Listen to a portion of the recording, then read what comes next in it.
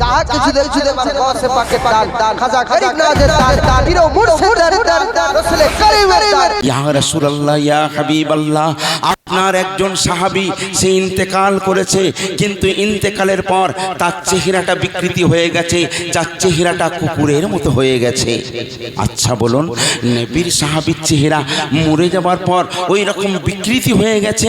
রাসূলের কাছে যখন খবর এলো, রাসূলের মনটা মরা মরা হয়ে গেল। সাহাবীদের সঙ্গে নিয়ে চলে গেলেন। ওই সাহাবীর বাড়িতে গিয়ে দেখছে প্রচুর লোকে ভিড় জমা করে আছে, আর সাহাবীর লাশ এক জায়গায় শোয়ানো রয়েছে, কিন্তু সাহাবীর মুখটা বিকৃত হয়ে গেছে, পশুর সুরাত এসে গেছে। সবাই বলছে, ইয়া রাসূলুল্লাহ, ইয়া হাবিবাল্লাহ, আপনার সাহাবী, তার চেহারা এই রকম হতে পারে কি করে? আল্লাহর রাসূলের বুঝতে অসুবিধা হলো না। আল্লাহর রাসূল ওই সাহাবীর মাকে ডাকলেন। ওই সাহাবীর নাম কি ছিল জানেন? ওই সাহাবীর নাম ছিল আলকামার রাদিয়াল্লাহু তাআলা আনহু। আলকামারের মাকে ডাকা হলো। আলকামারের মাকে ডেকে বলছেন, আলকামারের মা, আচ্ছা বলো ওয়ালা কানাম, তাই না? প্রত্যেকটা দানায় মানুষের নাম লেখা থাকে। বহুদিন আগে একটা কথা মনে পড়ে যায়, আপনারা মেদিনীপুর পিয়ারডাঙ্গা দরবার শরীফ নাম শুনেছেন। ওখানের একজন, উনি হলেন গওস পাকের 41তম বংশপুরুষ। ওনার নাম সৈয়দ নাসিম বারি সাহেব। আল্লাহ ওনার নুরানি চেহারা দিয়েছিলেন। উনি একদিন আমাদের উলবেড়িয়াতে এসেছেন। উলবেড়িয়া কোর্ট আপনারা জানেন, উলবেড়িয়াতে আমাদের জেলখানা আছে, কোর্ট আছে। উলবেড়িয়াটা বিরাট, উলবেড়িয়া শহর। তো এই উলবেড়িয়া কোর্টের সামনে একটা দোকান ছিল, চশমার দোকান। সেই দোকানটার নাম ছিল ভারত মহল চশমা। তো সেইখানে উনি বসে আছেন। একটা জোয়ান যুবক ছেলে করিশ্মা গাড়ি নিয়ে এলো, এসে বলছে, মৌলানা সাহেবরা সব ভুল ভুল কথা, ভুল ভুল তথ্য দেয়, আর খালি জাহান্নাম দোজকের ভয় দেখায়, মানুষকে লুটে ফুটে খাচ্ছে, মানে বিভিন্ন রকমের কথাবার্তা সে বলছে। চুপচাপ হুজুর চুপ করে শুনছেন, কিছু বলছেন না। তারপরে বলছেন, দেখো ওনারা বলে দানে দানে পে লিখা है खाने वाला का नाम, যার দানায় যার নাম লেখা আছে সেই খাবে, না হলে খেতে পারবে না। এই কথাটা আমি মানলাম না। বলে কেন? বলছে, এই আমার হাতে একটা গম আছে, আমি যদি মনে করি এই গমটা খেতেও পারি, আবার মনে করলে এই গমটা ছুঁড়ে ফেলে দিতেও পারি, তাই না? কে বাধা আমায় দেবে? উনি আল্লাহওয়ালা মানুষ। উনি তখন বললেন, শোনো বাবা, এই গমটা কিন্তু আমি দেখতে পাচ্ছি এটা তোমার কিসমতে নেই। এই গমটা কার কিসমতে আছে? বলছে, এই গমটা বাংলাদেশ চুয়াডাঙ্গা, ওখানে একটা গ্রাম আছে আজাদপল্লী, ওইখানে একজন মুন্সি মানে মৌলানা সাহেব থাকেন, ওইখানে তিনার একটা মোরগ আছে, এই গমটা তার কিসমতে আছে। আচ্ছা, লোক হাসবে না? লোক বলছে, কি পাগলের মতন কথা বলছেন, আমি আছি উলবেড়িয়াতে, আমার হাতে গম, আর আপনি বলছেন এই গমটা আমি খেতে পারবো না, এটা বাংলাদেশ চুয়াডাঙ্গা আজাদপল্লীর লোক মানে মোরগ, সে খাবে, আমার হাতে রয়েছে, আমি খেতে পারবো না। হুজুর জালালি এসে গিয়ে বলছেন, না, এটা তুমি খেতে পারবে না। উনি বললেন, এই দেখো, বলে এইভাবে গালে ছুঁড়লো। বিশ্বাস করুন, ওই গমটা ওর গালে গেল না, নাকের ভেতরে ঢুকে গেল। এইবারে ওই ছেলেটা অনেক হ্যাঁকছি বহুত কিছু করার চেষ্টা করলো, কিন্তু নাক থেকে গমটা বার হচ্ছে না, কোন একটা জায়গায় গিয়ে আটকে গেছে। উলুবেড়িয়া, এই যত ডিস্ট্রিক্ট আছে, উলুবেড়িয়া আর পশ্চিম মেদিনীপুর ঘাটাল, এই দুটো জায়গায় এত নার্সিং হোম মনে হয় কলকাতাতেও নেই। যাই হোক, উনি বড় লোকের ছেলে, সঙ্গে সঙ্গে ওনাকে নার্সিং হোমে নিয়ে যাওয়া হলো, সেইখানে ট্রিটমেন্ট করা হলো। ওখান থেকে এফআইআর করে ওরা নীলরতন হাসপাতালে পৌঁছে দিল। সেখানেও ডাক্তার বলল, আমরা পারবো না। তাহলে কি হবে? বলে, এক কাজ করো, তুমি তাড়াতাড়ি এমার্জেন্সি প্লেনের একটা টিকিট নাও, বাংলাদেশে চলে যাও, ওখানে একজন ডাক্তার আছে, তার কাছে গেলে আশা করি এটা স্বল্প হয়ে যাবে। মানে এমন জায়গায় গমটা আটকে গেছে, ওর কাটাও যাবে না, অপারেশন করে বের করাও যাবে না, পেরেশানে পড়ে গেছে। সঙ্গে সঙ্গে জোয়ান যুবক ছেলে, লোকজন চিন্তা করলো, করবো তো কি করব, চলো তাই হোক। এমার্জেন্সি প্লেনের টিকিট নিয়ে যখন চলে গেল, ওখান থেকে 4 চাকা গাড়ি ভাড়া করে নিল। ওই গাড়িটা ঘুরে ঘুরে চুয়াডাঙ্গা আজাদপল্লীতে গিয়ে উপস্থিত হয়ে গেল। সেখানে একজন মৌলানা সাহেব রুমে বসেছিলেন, উনি বার হয়ে এলেন, বলে, একটু বাইরে আসুন, একটা রুগী আছে। বলছে, কি রুগী? বলছে, ও আচ্ছা, এখানে বসো। উনি একটা চেয়ারে বসলেন, বিসমিল্লাহির রহমানির রহিম, কুল হুয়াল্লাহু আহাদ, আল্লাহুস সামাদ, লাম ইয়ালিদ ওয়া লাম ইউলাদ ওয়া লাম ইয়াকুল লাহু কুফুয়ান আহাদ বলে যেই ফুঁক দিলেন, ফুঁক দিয়ে বলছেন এই পানিটা খেয়ে নাও আর এইটা মুখে দাও। যেই পানিটা খেয়ে নিল, মুখে দিল, এটার হ্যাঁচি হলো। হ্যাঁচি হবার সঙ্গে সঙ্গে গমটা ছিটকে গেল আর সেইখানে একটা বড় মোড়ক ছিল, সে গ্যাপ করে সে গমটা গিলে নিল। এই ছেলেটা অবাক হয়ে গেল। আল্লাহওয়ালাদের কথা কোনোদিন মিথ্যা হতে পারে না। ওইখান থেকে ছেলেটা যখন ফিরে এসেছিল পাগল পারা হয়ে গেল যে আমি হুজুরের সঙ্গে একবার সাক্ষাৎ করব। হুজুর তখন পর্দা নিয়ে নিয়েছেন। ভাইজান আমার, তাহলে একটা জিনিস বোঝা গেল, আল্লাহর বিনা হুকুমে কিছুই হয় না। আর কোনো জিনিস নিয়ে অহংকার প্রকাশ করা চলবে না। সব কিছুর মালিক আল্লাহ। তো আল্লাহ বলছেন যে আমি সব সৃষ্টি করেছি, সবাই আমার প্রশংসা করে, কিন্তু ইনসানকে শ্রেষ্ঠ করে পাঠিয়েছি, সেই ইনসান আমার প্রশংসা করে না। আমরা যদি আল্লাহ না হতে পারি, আল্লাহ কেমন করে হবে? এই মৌলানা সাহেব আমার আগে যিনি বলছিলেন, খুব ভালো একটা মূল্যবান কথা বলেছেন যে আল্লাহর হয়ে যায়, আল্লাহ তার হয়ে যায়। জোরে বলুন সুবহানাল্লাহ। এই জন্য আল্লাহ পাক বলছেন, ও দুনিয়ার জমিনের মানুষ, তোমরা বেশি বেশি আমার জিকির আজকার করো। আর আমি যাকে সৃষ্টি না করলে কুল কায়নাত কিছুই সৃষ্টি করতাম না, সেই দো জাহানের বাদশাহ জনাবে মুহাম্মদুর রাসূলুল্লাহ, বলুন না সাল্লাল্লাহু আলাইহি ওয়াসাল্লামকে মহব্বত করো। রাসূলকে মহব্বত করলে আমার মহব্বত লাভ করতে পারবে। একবার দরুদ শরীফ পড়েন, আল্লাহুম্মা সাল্লি আলা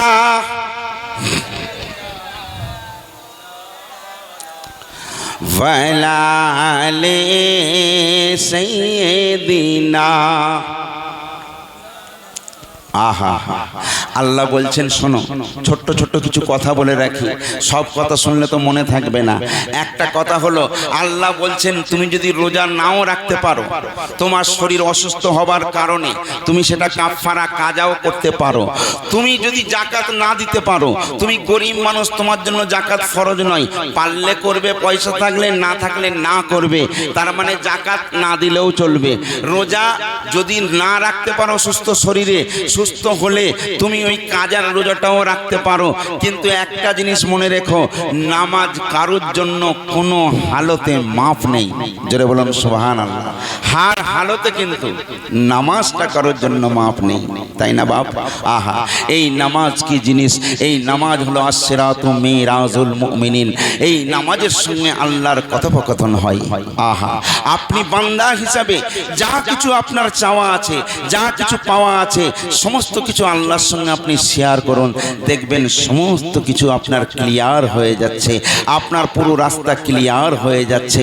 শুধু নবী মুহাম্মদুর রাসূলুল্লাহ সাল্লাল্লাহু আলাইহি ওয়াসাল্লামের মহব্বত আপনার অন্তরের মধ্যে বসিয়ে নিন। ভাইরে আমার নবী দো জাহানের বাদশাহ, আল্লাহ যাকে সৃষ্টি না করলে কুল কায়নাত কিছুই সৃষ্টি করতেন না। সেই দো জাহানের বাদশার জবানের আল্লাহ এমন তাসির দিয়েছিলেন, এমন পাওয়ার দিয়েছিলেন, আমার নবী পাককে যে একবার এই নয়ন ভরে দেখে নিয়েছে, সঙ্গে সঙ্গে নবীর আশিক হয়ে গিয়েছে। একজন ইহুদির ছেলে, তার কথা আগে শুরু করি।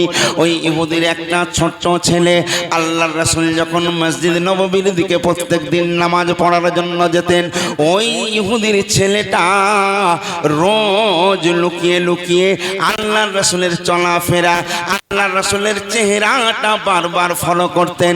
কারণ রাসূলের মধ্যে আল্লাহ পাক এমন নূরানি চেহারা দান করেছিলেন, ওই চেহারার দিকে যে একবার দেখে নেবে আর দুনিয়ার কোনো কিছু তার ভালো লাগে না। এই ইহুদির ছেলে, খুব বড় লোকের ছেলে, কিন্তু বাপের একমাত্র ছেলে আমার নবীকে দেখে ফেলেছেন। চিন্তা করলেন আল্লাহর রাসূল মসজিদ নববীর ভেতরে সাহাবীদের নিয়ে কি আলোচনা করেন একটু দেখব। আস্তে আস্তে ছেলেটা গেল, ওই দূর থেকে মসজিদের পাশ থেকে আল্লাহর রাসূলের মুখোচ্ছিত বাণী, মধুর বাণী শুনে আবার রাসূল যখন চলে যায় তার আগে আবার ছেলেটা চলে আসে। এইভাবে একদিন নয়, দুদিন নয়, 1 মাস প্রায় কেটে গেল।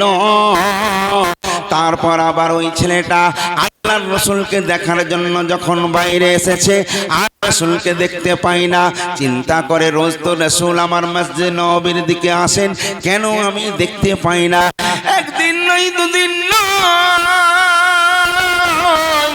বেশ কিছুদিন হয়ে যায়। ভাইরে আমার প্রেম ভালোবাসায় মজলে মন, কিবা হাড়ি কিবা ডম। কেউ যদি কাউকে ভালোবেসে ফেলে, সত্যিকার যদি ভালোবাসা হয়, লোক তাকে দেখলেই মনে শান্তি এসে যায়। আর যতক্ষণ না তাকে দেখতে পাই দিলটা আনচান করে বেচैन হয়ে যায়, হয় না? তেমন এই ছেলেটা আল্লাহর রাসূলকে এত ভালোবেসে ফেলেছে, মোহাব্বত করেছে। রাসূলকে যখন দেখতে পাচ্ছে না, মনের মধ্যে একটা বেচैन এসে গিয়েছে। খাওয়া দাওয়া উঠে গেছে, সারা সারা রাত জেগে জেগে পড়ে থাকে। চোখের মধ্যে ঘুম নাই, চোখের মধ্যে কালি পড়ে গিয়েছে। খাওয়া দাওয়া নেই, শরীরটা জীর্ণ শীর্ণ হয়ে গেছে। চিন্তা করে আমার একমাত্র ছেলে, আমার টাকা পয়সার কোনো কিছুর কমি নাই, কিন্তু ছেলের এমন কি হয়েছে? ছেলে ভালো করে খায় না, চোখ ভরে ঘুমায় না, কি অসুখ আমি বুঝতে পাচ্ছি না। করব তো এখন কি করব? বড় বড় ডাক্তারদের খবর দেয়, একটার পর একটা ডাক্তার আসে, এসে এই ছেলেটাকে লক্ষ্য করে, ফলো করে, চিকিৎসা করে, কিন্তু কোনো চিকিৎসাই কাজ হচ্ছে না। ডাক্তাররা বলছে চিন্তা করতে পারছি না এর রোগটা আসলে কি, এর কি হয়েছে।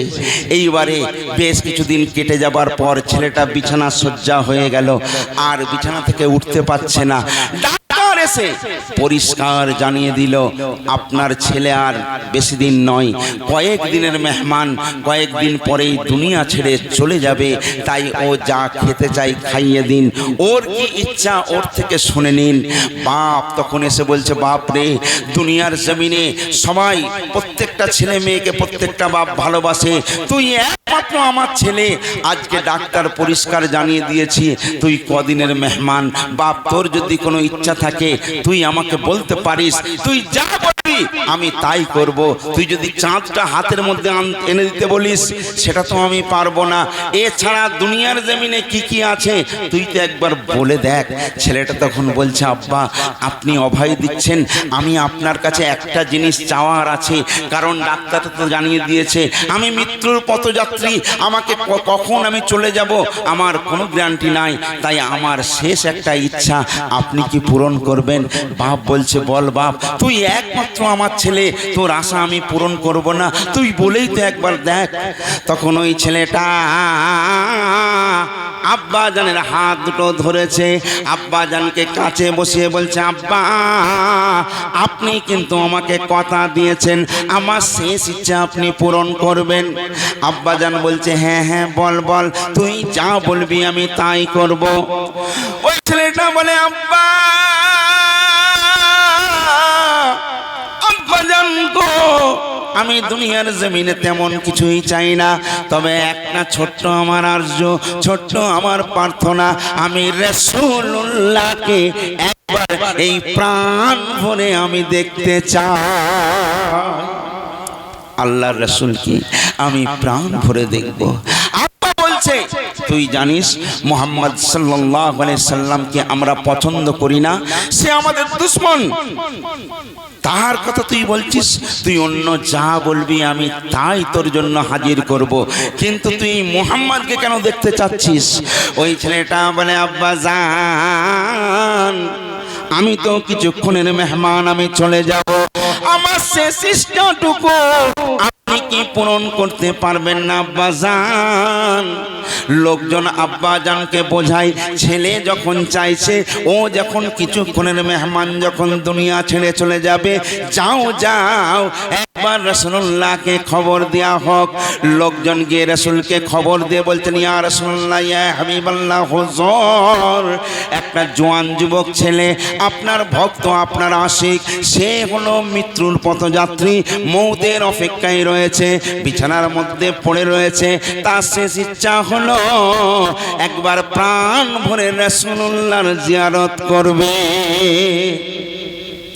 আল্লাহর রাসূল বলছেন এক কাজ করো, সাহাবীদের সঙ্গে নিলেন, নিয়ে বলছেন চলো আমরা যাই তার কাছে। এইবারে ওই ছেলেটা চোখটা তার বন্ধ হয়ে গিয়েছে। আল্লাহর রাসূল সাহাবী হুজুরদের নিয়ে সেই জায়গায় যখন পৌঁছে গেলেন, ওই ছেলেটা চোখটা বন্ধ করে রয়েছে। আল্লাহর রাসূল সামনাসামনি চলে গেলেন। ওই ছেলের আব্বা বলে, সোনার ছেলে রে, ও সোনার ছেলে, আজকে দেখ দেখ যার জন্য তুই পাগল পারা হয়েছিলিস, সেই রাসূলুল্লাহ আজ তোর সামনে। ওই ছেলেটা সঙ্গে সঙ্গে উঠে পড়ে আল্লাহর রাসূলের কদমে লুটিয়ে পড়ে। আল্লাহর রাসূলকে বলছেন, ইয়া রাসূলুল্লাহ, ইয়া হাবিবাল্লাহ, হুজুর আমি তো মৃত্যুর পথযাত্রী, আমি আপনাকে ভালোবাসি, আপনাকে মহব্বত করি, একটুখানি বসুন, যতক্ষণ আমার প্রাণ আছে আমি ততক্ষণ এই প্রাণ ভরে এই নয়ন নিয়ে আপনাকে আমি দেখতে থাকি। আল্লাহর রাসূল বলছেন তোমার কিছু চাওয়ার আছে।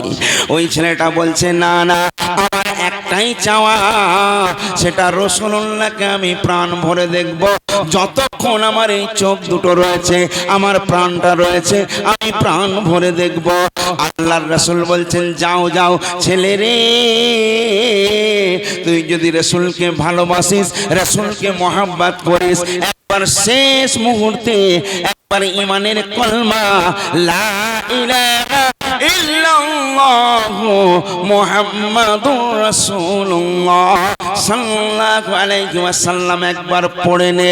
ছেলেটা বলছে, ইয়া রাসূলুল্লাহ, ইয়া হাবিবাল্লাহ, হুজুর এই কলমাটা আমি পড়ে নেব, তার আগে আমার একটা শর্ত আছে।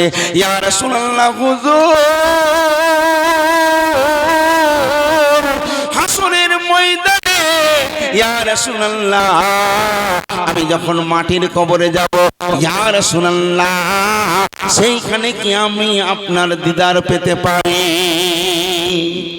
ছেলেটা বলছে, ইয়া রাসূলুল্লাহ একবার আপনি বলুন। আল্লাহর রাসূল বলছে, ছেলে রে তুই যা বলবি আমি আল্লাহর রাসূল তাতেই খুশি। ওই ছেলেটা সঙ্গে সঙ্গে নবীর হাতে হাত দিয়ে কলমা পড়ে নিয়ে মুসলমান হয়ে গেল। রাসূলের দিকে তাকিয়ে তাকিয়ে থাকতে থাকতে ঈমানের কলমা লা ইলাহা ইল্লাল্লাহু মুহাম্মাদুর রাসূলুল্লাহ পড়ে মৃত্যুবরণ করে নিল। দেখুন মৃত্যু হয়ে গেল। এইবারে ইহুদি ছেলেটার আব্বা জান বা লোকজন গ্রামের বলছে, ইয়া রাসূলুল্লাহ, ইয়া হাবিবাল্লাহ, ও এতদিন আমাদের ছিল, এখন আর আমাদের নেই, কারণ ও ঈমানের কলমা পড়ে মুসলমান হয়ে গেছে। এইবারে কাফন দাফন জানাজার দায়িত্ব সব আপনার।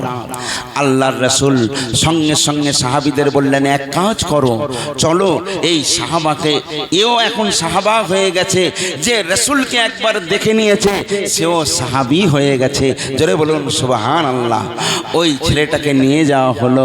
একজন নয়, দুজন নয়, হাজার হাজার নবীর প্রেমিকরা, নবীর আশিকরা ওই ছেলেটার জানাজায় শামিল হয়েছিলেন।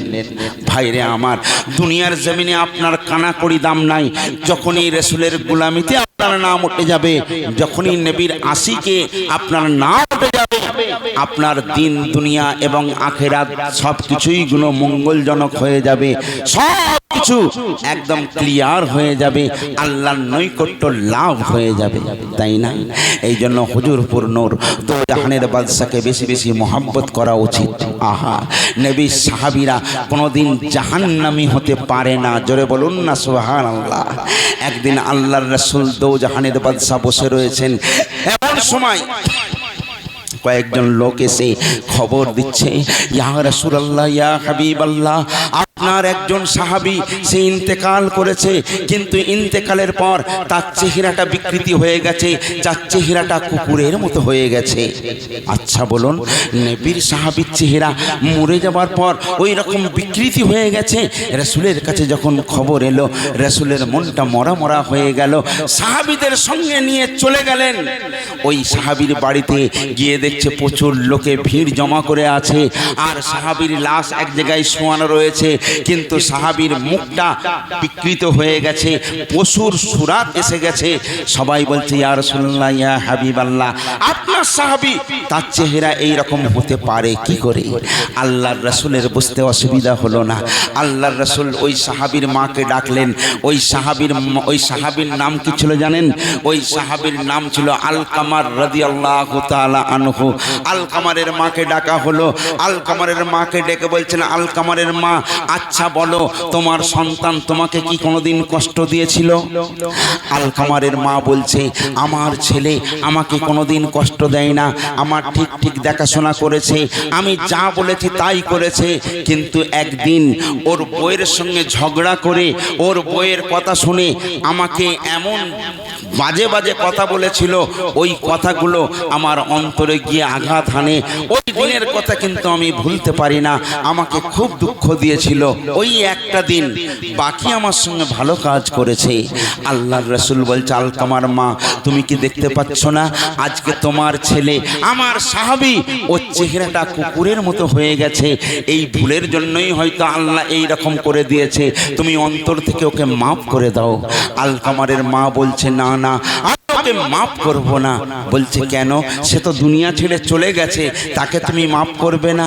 আজকে আপনাদের একটা কথা বলি, আমাদের মধ্যে যদি কোনো লাশ হয়ে যায়, লাশ যখন সামনে রাখানো হয়, জানাজার হবার আগে লাশের লোক বলে, ভাই, আমার আব্বা বা আমার ভাই বা আমার ছেলে যে ইন্তেকাল করেছে, এ যদি কারোর কাছে কোনো অন্যায় করে থাকে, কারোকে দুঃখ দিয়ে থাকে, তাহলে আল্লাহর রাস্তায় মাফ করে দিও, আর যদি কোনো দেনা করে থাকে আমাদের বলো, আমরা পরিশোধ করার চেষ্টা করব। আমরা বলি না? কিন্তু একটা কথা মনে রাখবেন, দুনিয়ার জমিনের কাজ, দুনিয়ার কাজ দুনিয়াতেই আপনাকে করে যেতে হবে। দুনিয়া থেকে যাবার আগে কারোর কাছে যদি অন্যায় করে থাকেন, কাউকে কষ্ট দিয়ে থাকেন, দুনিয়া থেকেই আপনাকে ক্ষমা চেয়ে নিয়ে যেতে হবে। ভাইরে আমার, আমি যদি কারোর কাছে অন্যায় করি, তার কাছে গিয়ে বলতে হবে, ভাই, আমি এটা অন্যায় করেছি, আমাকে মাফ করে দাও।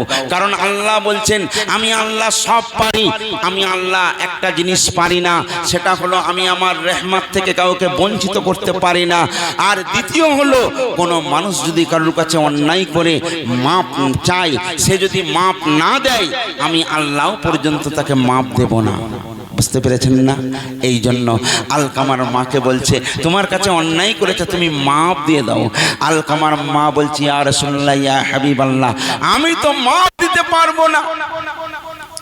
আল্লাহর রাসূল বারবার বলা সত্ত্বেও যখন মাপ দিল না, আল্লাহর রাসূল সাহাবীদের বললেন, সাহাবীরা, এক কাজ করো, কিছু কাঠ এখানে চিতার মতো করে সাজাও। আস্তে আস্তে কাঠ সাজানো হলো। এইবারে বলছে, যাও যাও, আলকামারকে নিয়ে এসো, আলকামারকে এই কাঠের মধ্যে দিয়ে দাও। বলছে, কেন কেন?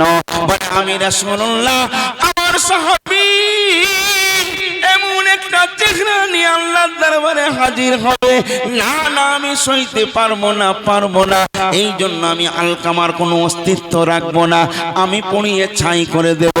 এইবারে আলকামার লাশকে যখন রাখা হয়েছে, এমন সময় আগুন জ্বালানো হলো। আলকামার মা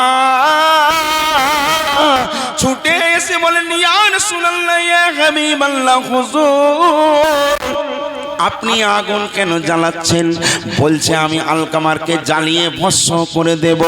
আলকামার মাকে দেখে দে বলে ইয়া রাসূলুল্লাহ ইয়া হাবিবাল্লাহ হুজুর, আমি মা, আমার সামনে আমার বাচ্চাকে পড়িয়ে দেওয়া হবে, এটা আমি নয়, পৃথিবীর কোনো মা জননী তার সন্তানকে সামনে পোড়াবে সেই মা কিন্তু সইতে পারবে না। আলকামার মা আল্লাহর রাসূলের কদমে পড়ে গিয়ে কাঁদে, কেঁদে কেঁদে বলে ইয়া রাসূলুল্লাহ ইয়া হাবিবাল্লাহ হুজুর, আমি অন্তর থেকে আমার আলকামারকে মাফ করে দিলাম, আপনিও আমাকে মাফ করে দিন। যে আলকামার মা মাফ করে দিল আলকামারকে, সঙ্গে সঙ্গে আল্লাহর ইশারায় আল্লাহর কুদরতে ওই আলকামার চেহারাটা আগের মতো পরিপূর্ণ সুরাতে ফিরে এলো। জোরে বলো। এ থেকে কি বুঝলেন? মা মা মা মা এমন একটা জিনিস, পৃথিবীর জমিনে মা বাপের থেকে বড় হোক আর কারণ নেই। মা বাপ আপনাকে পৃথিবীর আলো দেখিয়েছে, মা বাপ আপনাকে উচ্চশিক্ষায় শিক্ষিত করেছে, মা বাপ আপনাকে বড় করেছে। আজকে সেই মা বাপের আমরা কদর দিতে ভুলে গেছি, তাই না বাপ? আহা, একটা বাপ একটা ছেলের কাঁধে হাত রেখে বলছে বেটা আজকে তোকে একটা প্রশ্ন করতে চাই। ছেলে বলছে বলো। বল পৃথিবীর জমিনে সবচেয়ে শক্তিশালী কে? ছেলেটা বলছে আব্বা আমি। বাপ বলছে ও তোর অহংকার হয়ে গেছে, তোর অনেক টাকা পয়সা হয়ে গেছে, এই জন্য তুই সবচেয়ে শক্তিশালী মনে করছিস। ঠিক আছে, হাতটা সরিয়ে নিল ছেলের কাঁধ থেকে, একটু সরে এসেছে, আবার ফিরে এসে বাপ বলছে আচ্ছা বেটা আর একটা প্রশ্ন, পৃথিবীর জমিনে সবচেয়ে দুর্বল কে? তখন ছেলেটা বলছে আব্বা পৃথিবীর জমিনে সবচেয়ে যদি দুর্বল কেউ থাকতে হয় সেটা হলাম আমি। বাপ বলছে কেন কেন? এই তো একটু আগে বললি যে পৃথিবীর জমিনে সবচেয়ে শক্তিশালী আমি, আর পৃথিবীর জমিনে সব থেকে দুর্বল কে, আবার বলছিস আমি, এর মানে কি? ওই ছেলেটা বলছে আব্বাজান বিশ্বাস করুন আমি আপনার ছেলে, আপনি আমার আব্বাজান, আপনি আমার জন্মদাতা পিতা। আপনি যখন আমার কাঁধে হাত রেখে জিজ্ঞেস করলেন পৃথিবীর জমিনে শক্তিশালী কে, আমার মনে হয়েছিল আমার থেকে পৃথিবীর জমিনে শক্তিশালী আর কেউ নেই। কিন্তু আব্বাজান যখন আপনি আমার হাত থেকে আমার পিঠ থেকে যখন হাতটা সরিয়ে নিলেন, তারপরে জিজ্ঞেস করলেন পৃথিবীর জমিনে সবচেয়ে দুর্বল কে, আমার মনে হলো আমার থেকে দুর্বল আর কেউ নেই। বাপ খুশি হয়ে গেল, ছেলেকে বুকে টেনে নিল। তুই বুঝতে পেরেছিস আজকে আমাদের মা বাপ বুড়ো হয়ে গেলেও তারা হলো আমাদের মাথার ছাদ। কি বুঝলেন তাই না? মা বাপের খিদমত করবেন, কারণ এই যে কাবা মদিনায় আপনারা হজ করতে যান, জিয়ারত করতে যান, আল্লাহর রাসূল বলছে তুমি গরিব মানুষ, তোমার হজে যাবার প্রয়োজন নেই, তবে তোমার ঘরেতেই আমি কাবা আর মদিনা দিয়ে দিয়েছি। আহা, কে কে কে কে কে কে আর আল্লাহ বলেন কুরআন পাকে করো মা বাপের সেবা,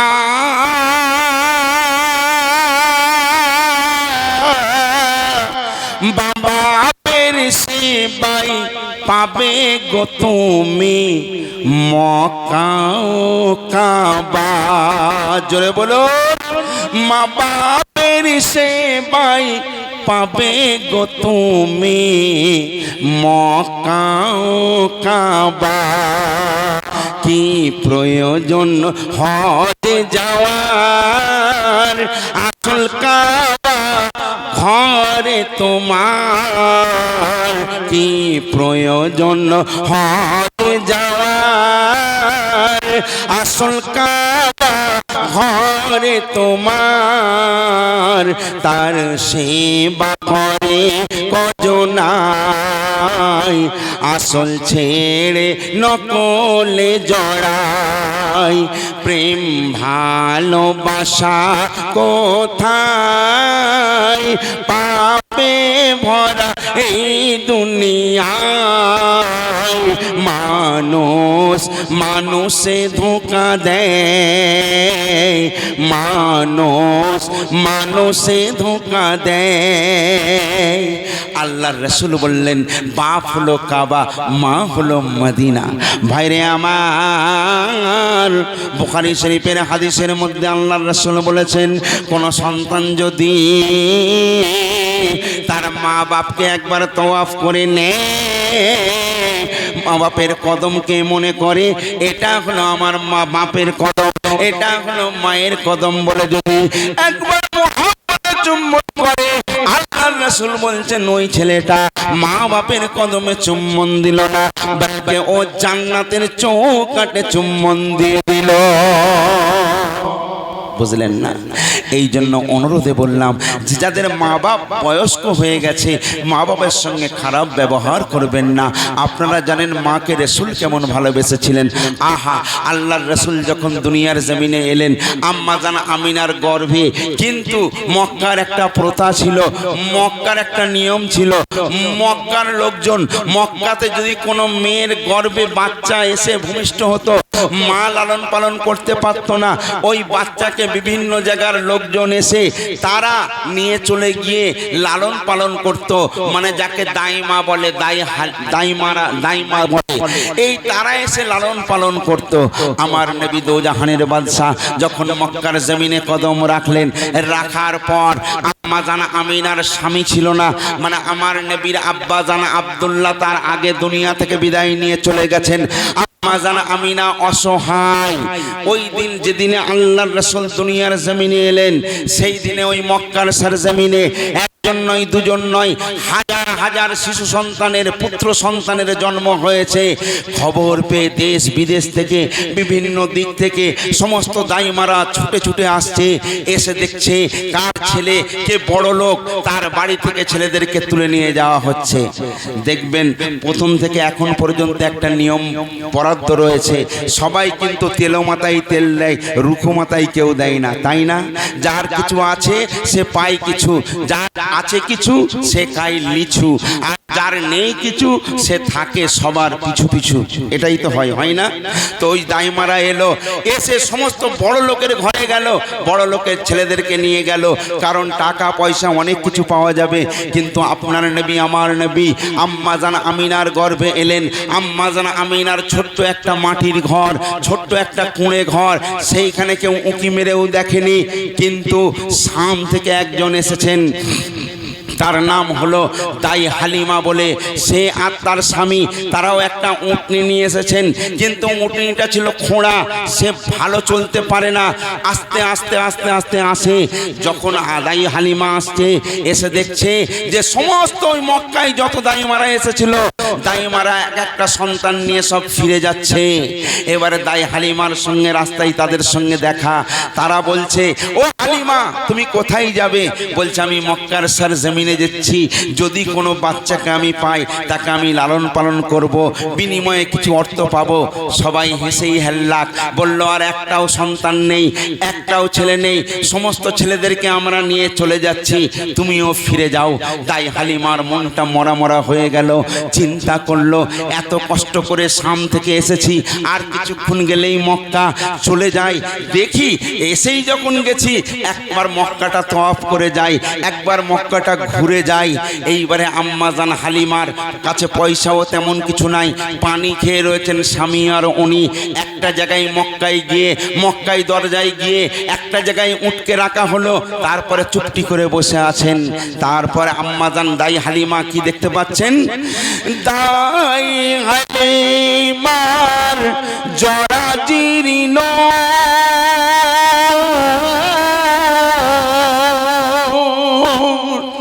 দাই হালিমা বসে রয়েছেন, আর উটটা তো দুর্বল, সেই উটটা ছুটেছে।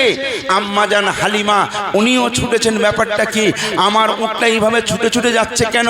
হালিমা পেছনে পেছনে গেল, গিয়ে দেখছে দাই হালিমার জরাজীর্ণ আমিনার দরজায় সেজদা দেয়।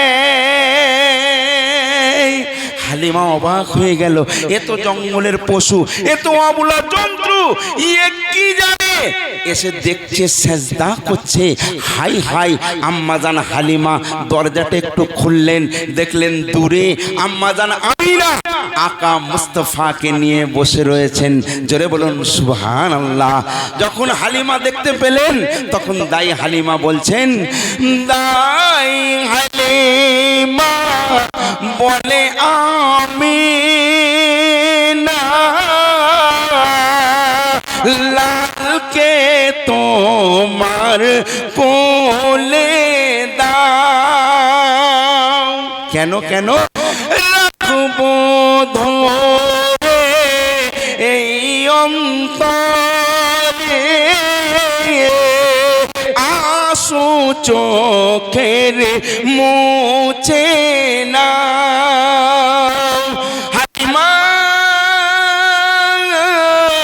আমিনার কাছে গিয়ে বলছে, আমিনা রে, ও আমিনা, মনটা মরা মরা করো না। তুমি গরিব বলে তোমার সন্তানকে কেউ নিয়ে যায়নি। আজকে আমি হালিমা, আজকে আমি হালিমা আপনার কাছে এসেছি। আপনার শিশু নবী মুস্তাফাকে আপনি আমার কোলে তুলে দিন। এইবারে শিশু নবী মুস্তাফাকে যখন আম্মাজান হালিমা কোলে নিয়েছেন, কোলে নিবার পর যখন উটের মধ্যে যখন সওয়ার হয়, সেই উটটা এত দ্রুত গতিতে ছোটে, দ্রুত গতিতে ছোটে, সমস্ত মানুষ দেখে তারা অবাক হয়ে যায়। এত দরুদ শরীফ পড়েন, আল্লাহুম্মা।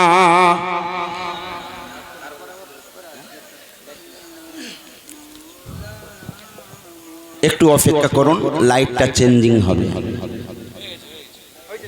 আহা হা, সুবহানাল্লাহ।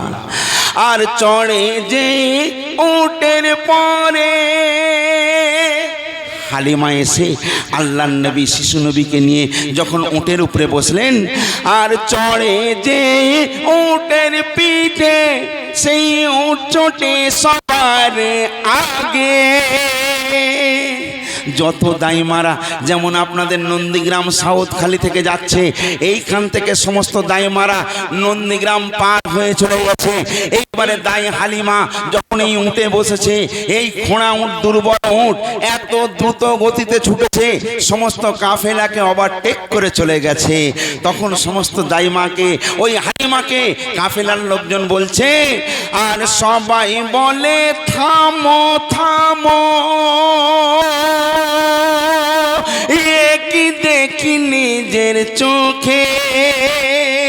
হালিমা তখন পেছন ফিরে বলছে, আর হালিমা কয় মামুলি নয়, নূরে খুদা বসে আছে, আর সবারই সম্মান তাই করে গো। দেখুন সেই ও যাতে করে তাই হালিমা শিশু নবী মুস্তাফাকে নিয়ে যায়। আল্লাহর নবী মুস্তাফাকে নিয়ে যাবার পর হালিমার দেশে বিরাট বড় খরা ছিল, অনেক দিন বৃষ্টি হয়নি, ৩-৪ বছর মানুষ পানির জন্য পাগল পারা। আমার নবী যেই কদম রাখলেন, রহমতের বৃষ্টি শুরু হয়ে গিয়েছিল। জোরে বলুন না সুবহানাল্লাহ। সেই শিশু নবী মুস্তাফাকে আমি বিস্তারিত বলবো না, শুধু বোঝাবার জন্য আপনাদের বলবো। সেই হালিমা এই লালন পালন করেছিলেন, করে আম্মাজান আমিনাকে ফিরিয়ে দিয়েছিলেন। 6 মাস উনি লালন পালন করলেন। সেই হালিমা একদিন আল্লাহর রাসূল সাহাবীদের নিয়ে বসে রয়েছেন, সমস্ত সাহাবীরা রাসূলের কথা শুনছেন। রাসূল হাসলে সাহাবীরা হাসে, রাসূল দাঁড়ালে সাহাবীরা দাঁড়িয়ে যায়, রাসূল বসলে সাহাবীরা বসে যায়, তাই না? আল্লাহর রাসূল দেখা গেল সঙ্গে সঙ্গে দাঁড়িয়ে গেলেন। আমি ঠিক জায়গায় আছি, একটু এদিক ওদিক হই না। আপনি এদিক ওদিক হলে আপনার হেরফের হয়ে যাবে, বুঝতে পারবেন না। একটা জায়গা থেকে আসুন। মা বাপকে আল্লাহ কি নিয়ামত করেছেন একটুখানি শুধু আগে বলি। ভাই আমার, এইবারে তাই হালিমা মানে যখন আল্লাহর রাসূল বসে রয়েছেন, সাহাবীরা মগ্ন হয়ে ওয়াজ শুনছেন, কথা শুনছেন, আল্লাহর রাসূল হঠাৎ দাঁড়িয়ে গেলেন। দাঁড়িয়ে গিয়ে কি করলেন? ইশারা করলেন, লোকজনকে সরে যেতে বললেন। দেখা গেল ওই মজলিসে একজন বৃদ্ধা মহিলা লাঠি নিয়ে কুঁজো হয়ে আস্তে আস্তে আসছেন। আল্লাহর রাসূল সাহাবীদের সরে যেতে বললেন আর বললেন, উনাকে সযত্নে এখানে নিয়ে এসো।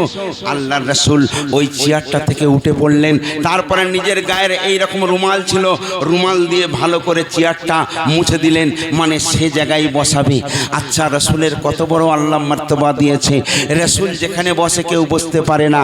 আজকে সে রাসূল নিজের আসনটা নিজের রুমাল দিয়ে মুছতে শুরু করেছেন। সাহাবী হুজুররা বলতে লেগেছেন, ইয়া রাসূলুল্লাহ, ইয়া হাবিবাল্লাহ, হুজুর বেয়াদবি নেবেন না হুজুর, বেয়াদবি নেবেন না হুজুর, আমরা আপনার সাহাবী,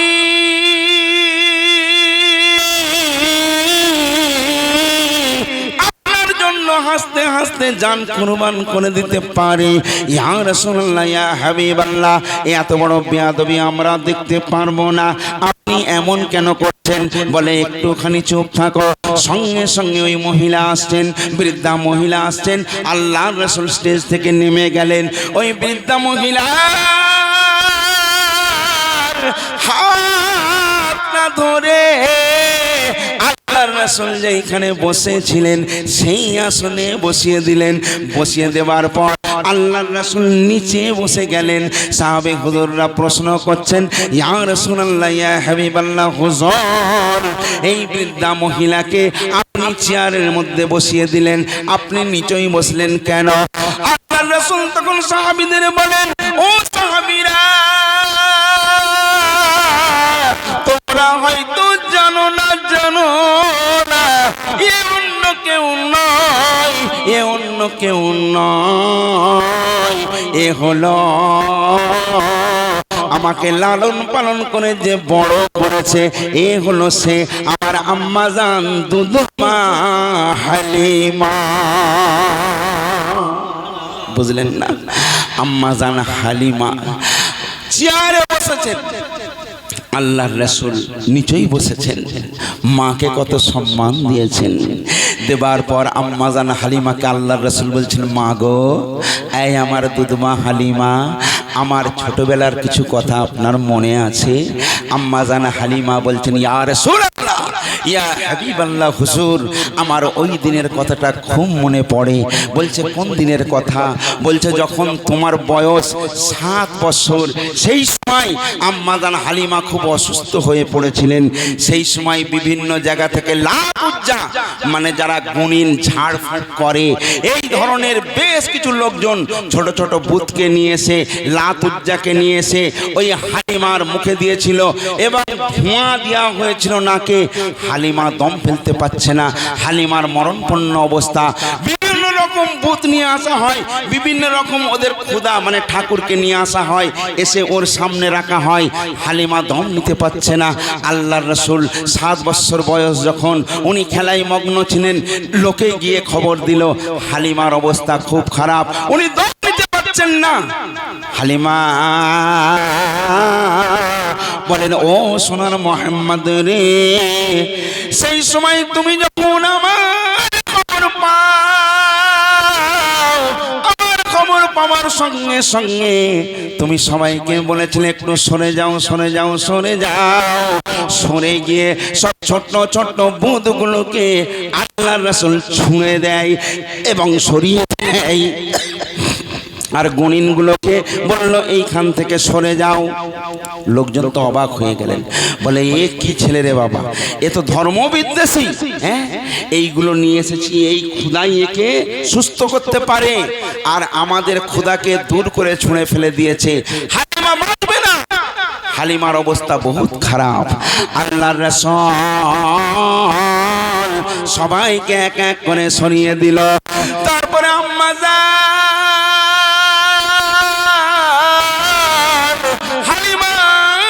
কাছে আল্লাহর রাসূল গিয়ে হালিমা আম্মা জান হালিমার মাথায় হাত রেখে কি যেন মনে মনে পড়লেন। হালিমা বলছে, সঙ্গে সঙ্গে আমি চোখ খুলেছিলাম, সঙ্গে সঙ্গে আমি পরিপূর্ণ, তোমার হাতের ছোঁয়াতে আমি সুস্থ হয়ে গিয়েছিলাম। সমস্ত লোকজন অবাক হয়ে গেল।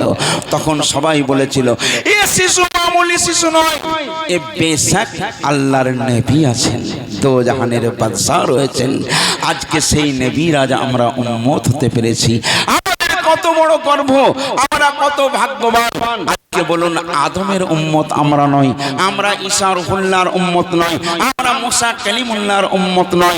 আল্লাহ পাক যাকে সৃষ্টি না করলে কুল কায়নাত সৃষ্টি করতেন না, সেই নবী দোজাহানের বাদশা আজকে আমরা উম্মত হতে পেরেছি। উম্মতের আল্লাহ কত বড় ভাগ্যবান করেছেন। আহা, সেই নবীর প্রতি আমরা বেশি বেশি করে দরুদ আজকার জিকির আজকার আমরা করব। ভাই আমার, এই দুনিয়া ক্ষণিক, এই দুনিয়া থেকে সবাইকে বিদায় নিয়ে চলে যেতে হবে। এই দুনিয়া চিরস্থায়ী নয়। আর আপনি যা করুন নেক উদ্দেশ্যে, আপনি যদি কোনো আমল করেন, ইনশাআল্লাহ আপনার ইহকাল এবং পরকাল দুটোই কামিয়াবি হয়ে যাবে। জোরে বলুন সুবহানাল্লাহ। দরুদ শরীফ পড়েন, আল্লাহুম্মা সাল্লি আলা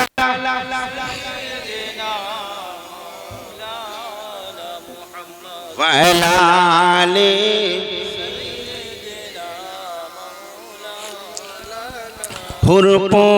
হুরপুরিদের ভিড় ধরে না,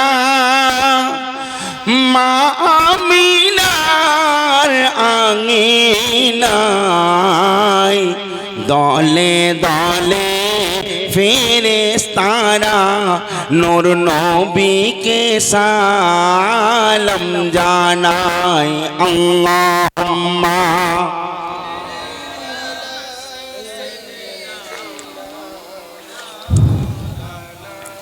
ওয়ালা আলি সাইয়্যিদিনা।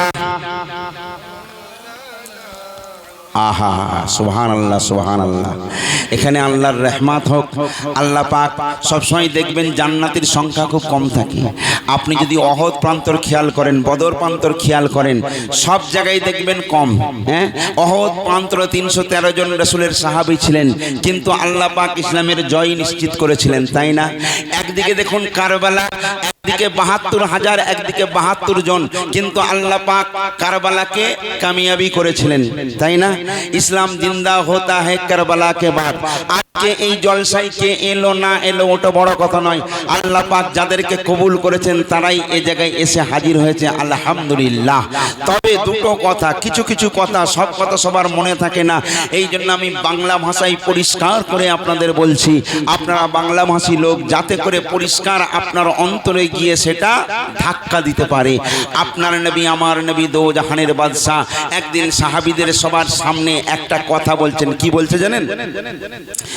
নবী দয়াময় কয় সাহাবাই বোন গো সবাই, নবী সাহাবাই কয় সাহাবাই, নবী দয়াময় কয় সাহাবাই, শোনো গো সবাই, হায়াতের দুনিয়ায় প্রতিবেশীর হক মেরে যদি কেউ চলে যায়, সে নাজাত নাহি পায়, সে নাজাত নাহি পায়।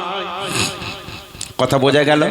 প্রতিবেশীর হক যদি কেউ মেরে চলে যায়, সে কোনোদিন নাজাত পাবে না। সুবহানাল্লাহ। তো কি ঘটনা ঘটছে দেখেন। একদিন ফাতেমা খবে ডুবে দেখতে পায়। কারণ আমার অনেক আশিক আছেন যারা আমাকে অনুরোধ করেছেন কিছু কালাম, আমি ছোট্ট করে কিছু কালাম মানে ছন্দ আমি আপনাদের জন্য বলছি, তবে হাদিস কোরআনের ভেতরেই আমি বলছি। দেখেন, একদিন ফাতেমা খবে ডুবে দেখতে পায়। খ্বাব দেখছেন ফাতেমা, কি খ্বাব? এক নারী বসে, এক নারী বসে ইমাম হাসানের কুলজে দেখো ছিঁড়ে খায়। ফাতেমা দেখছে একটা মেয়ে ইমাম হাসানের বুকে বসে আছে, ধারালা ছুরি নিয়ে আর তার কলজে ছিঁড়ে খাবে বলছে। সেই মেয়েটার নাম আর নারুন্নেসা, নাম পাশের গ্রামেতে বাড়ি। ওই মেয়েটার নাম নারুন্নেসা, নাম পাশের গ্রামেতে বাড়ি। বলে চিবিয়ে খাবো, ঝলসে খাবো, ও হাসান কলজে তোমারে। রাক্ষসী রূপে তাকিয়ে তাকে হাসানের দিকে, চূড়া ওই যেন বসিয়ে দিল হাসানের বুকে, হাসানের বুকে, হাসানের বুকে।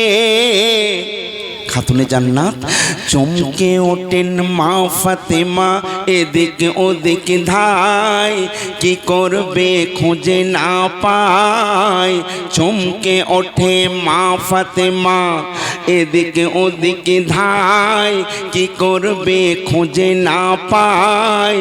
ছুটে গিয়ে দেখে ফাতেমা হাসান যে ঘরে ঘুমায়, হাসান নাই সে বিছানায়।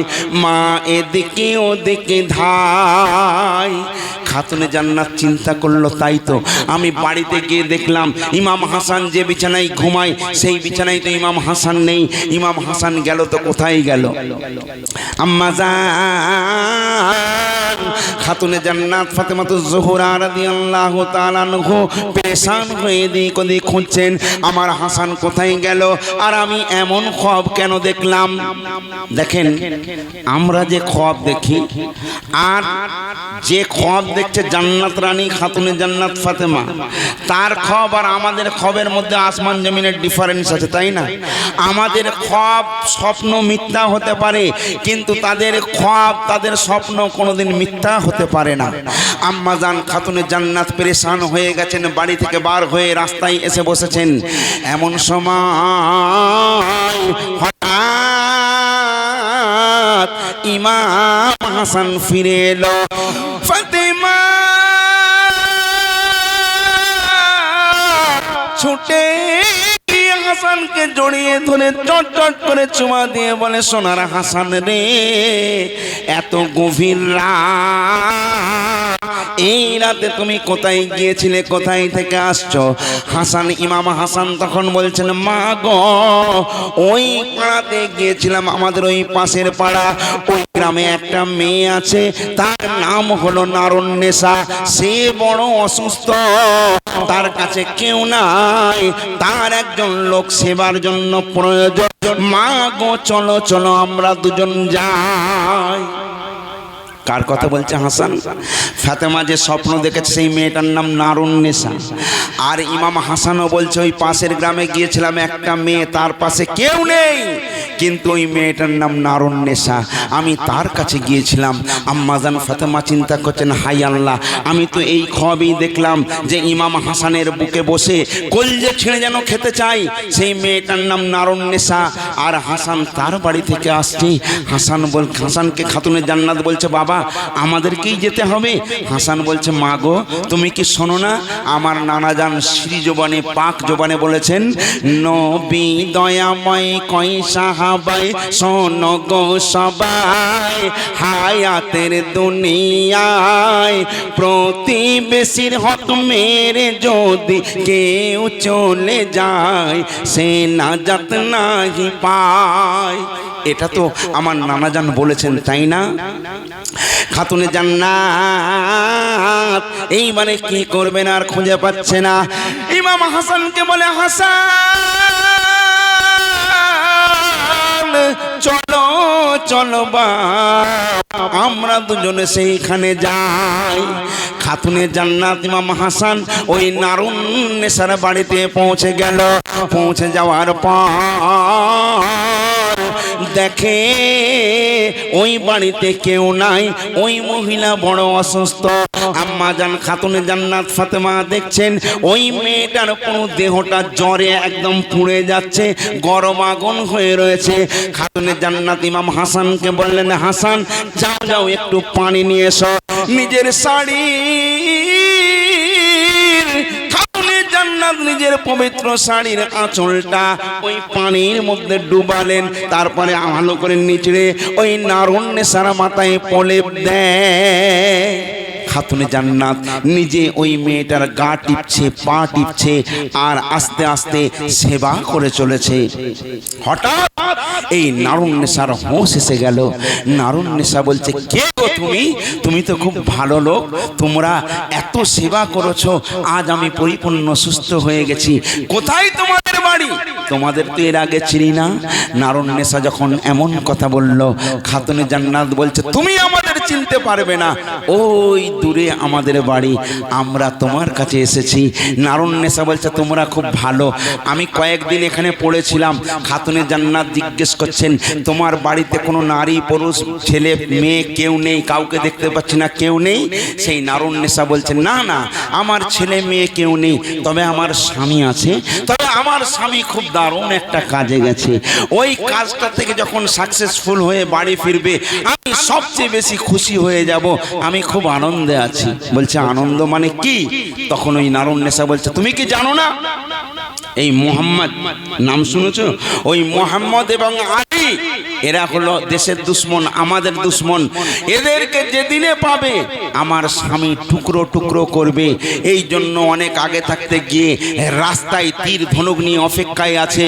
যেদিনে আলীকে দেখতে পাবে, মোহাম্মদকে দেখতে পাবে, একদম জমের দক্ষিণে পাঠিয়ে দেবে। এই জন্য আমার স্বামী বড় একটা কাজে গেছে, আমি সেই অপেক্ষায় রয়েছি। আচ্ছা বলুন, খাতুনে জান্নাতকে বলা হচ্ছে যে মোহাম্মদ এবং আলীকে মারার জন্য আমার স্বামী রেডি। এই মোহাম্মদ হলো খাতুনে জান্নাতের আব্বা জান, আর আলী মাওলা মুশকিল কুসা শেরে খোদা হলেন খাতুনে জান্নাতের স্বামী, তাই না? তাহলে খাতুনে জান্নাত যখন এমন কথা শুনলেন, মুখ থেকে আর কথা বার হচ্ছে না, চুপ করে রয়েছেন। নারুন্নেসা বলছে, যাই হোক ওসব কথা বাদ দাও, তোমরা খুব ভালো লোক, তোমরা এখানে এসেছো মা ছেলেকে আমাকে খুব সুস্থ করে তুলেছো। এক কাজ করো, আমার বাড়িতে কিছু আটা মধু আছে, আমার জন্য রুটি বানিয়ে নিয়ে এসো আর মধু নিয়ে এসো, আমি এখন খাবো, আহার করব। খাতুনে জান্নাত ফাতেমাতুজ জোহরা ভালো করে ওই মহিলার বাড়ির ভেতরে প্রবেশ করলো। প্রবেশ করার পর সমস্ত হাঁড়ি কুড়ি ঘেটে ঘেটে ঘেটে ঘেটে খুঁজলো, কোনো জায়গায় বিন্দু মাত্র খাবার নাই, বিন্দু মাত্র খাবার নাই। এইবারে খাতুনে জান্নাত নারুন্নেসার কাছে এলো, এসে বলল, মা গো তুমি কোনো চিন্তা করো না, একটু অপেক্ষা করো। ইমাম হাসানকে বলছে, ফাতেমা বাপ এক কাজ করো, এই মহিলা তো জ্বরে ছিল, এ জানে না এর বাড়িতে একটা দানার কণা নেই, তুমি আমার বাড়িতে যাও, আমার বাড়িতে কিছু আটা আছে, ওই আটা আর মধু নিয়ে এসো, আমি নিজে রুটি বানিয়ে এই নারুন্নেসাকে খাওয়াবো। তাহলে তো উপকার করছে, উপকার করছে না? হাসান চলে গেছে। এইবারে নারুন্নেসা আওয়াজ দেয়, নারুন্নেসা বলছে, কোথায় গেলে? ফাতেমা বলছে, একটুখানি দাঁড়াও মা, আমার ছেলেকে বাড়িতে পাঠিয়েছি, তোমার বাড়িতে কোনো খাবার নেই, ও খাবার নিয়ে এলে আমি রুটি বানিয়ে তোমাকে দেব। নারুন্নেসা চমকে উঠে বলে, কি বলছো? আমার বাড়িতে খাবার নেই? আমার বাড়িতে খাবার ভরপুর রয়েছে, আর তুমি বলছো খাবার নেই? এতক্ষণ পর বুঝলাম যে মায়ের থেকে মাসির দরদ কেন এত বেশি। হ্যাঁ, তোমাদের এখানে জানি না চিনি না, কোথা থেকে উড়ে এসে জুড়ে বসে আর আমার একটু সেবা করে আমার বাড়িতে সব মালগুলো হাঁটিয়ে নিয়েছো, ছেলের হাত করে পাচার করে দিয়েছো, তাই না? তুমি কি আমাকে বোকা ভেবেছো? এই দেখুন, ভালো করতে গেল কিন্তু উত্তর এলো মন্দ। তার মানে আপনি যদি কারোর উপকার করেন তার প্রতিদান কেমন আসছে। খাতুনে জান্নাত বলে, নারুন্নেসা গো এমন করে বলো না, বলো না। ওই নারুন্নেসা সঙ্গে সঙ্গে খাতুনে জান্নাতের চুলের মুঠি ধরে, আর মুঠি ধরে বলে, দাঁড়াও, আজকে তোমাদের রেহাই নাই, তোমরা মা ছেলে, তোমরা ছলকল কৌশল করে আমার বাড়িতে এসে মিথ্যা একটু সেবা দেখিয়ে আমার বাড়ির মালগুলো সব হাঁটিয়ে নিয়েছো। খাতুনে জান্নাতকে ইহুদি নারী ও কিন্তু চেনে না, খাতুনে জান্নাতকে ভালো করে দড়ি দিয়ে বেঁধেছে। এইবারে নারুন্নেসা একটা জুতো নিয়েছে, খাতুনে জান্নাতকে প্রহার করতে গায়ে লেগেছে। খাতুনে জান্নাতকে যখন মারে জমিন চিক দিয়ে ওঠে। এমন সময় দেখা যায় দুটো নারী ছুটে ছুটে এসে খাতুনে জান্নাতের কদম তলায় পড়ে যায়। খাতুনে জান্নাতকে নারুন্নেসা মারছে, আর এই মহিলা দুটো খাতুনে জান্নাতের কদমে পড়ে গেছে। পড়ে গিয়ে মাকে বলছে, খাতুনে জান্নাতকে বলছে, মা গো আজ আমাদের ক্ষমা করে দিন। খাতুনে জান্নাত বলছে, তোমাদের তো চিনি না, তোমরা আবার কে, আমার শাস্তি আমায় পেতে দাও। ওই মহিলাগুলো বলে, মা শাস্তি যদি পেতে হয় আমাদের দুই মহিলার পাওয়া উচিত। আপনি বিনা অন্যায় এমন শাস্তি আপনি পেতে পারেন না। নারুন্নেসাকে ওই মহিলা দুটো জোড় হাত করে বলছে, মহিলা রে, ও নারুন্নেসা রে, মারতে যদি হয় আমাদের মেরে মেরে পুঁতে ফেলো, আমার মা ফাতেমাকে কিচ্ছু বলো না। খাতুনে জান্নাত বলছে, তোমরা কি আমার জন্য এখানে এসে এদের কাছে এদের কাছে অনুনয় বিনয় করছো? তোমরা কে? এই মহিলা দুটো বলে, মা গো তাহলে শুনুন, এই নারুন্নেসা এত বজ্জাত মহিলা, এই গ্রামে এই বস্তিতে কোনো একটা লোকের সঙ্গে এই মহিলার মিল নেই। অনেক মহিলা থাকে না, পাড়া প্রতিবেশী এবং গ্রাম মহল্লায় এইরকম অনেক মহিলা থাকে। দেখবেন কিছু কিছু মানুষ আছে, কারোর যদি একটা মুরগি আপনার বাস্তুতে চলে আসে তো সঙ্গে সঙ্গে ওই মহিলা তার বাপ 14 পুরুষ উদ্ধার করে দেয়, দেয় না দেয় না? এইরকম কিছু লোক আছে।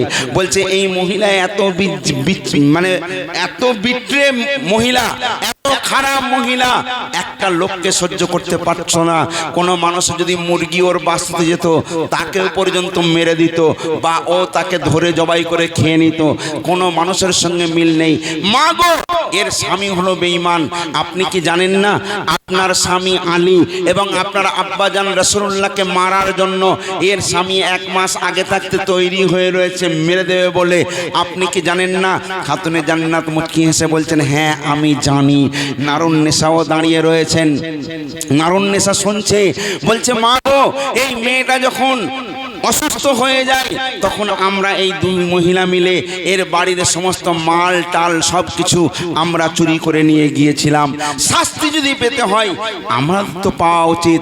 আর তোমার স্বামী আব্বাকে মারার জন্য যে গেছে আর তার বিবির তুমি সেবা করছো।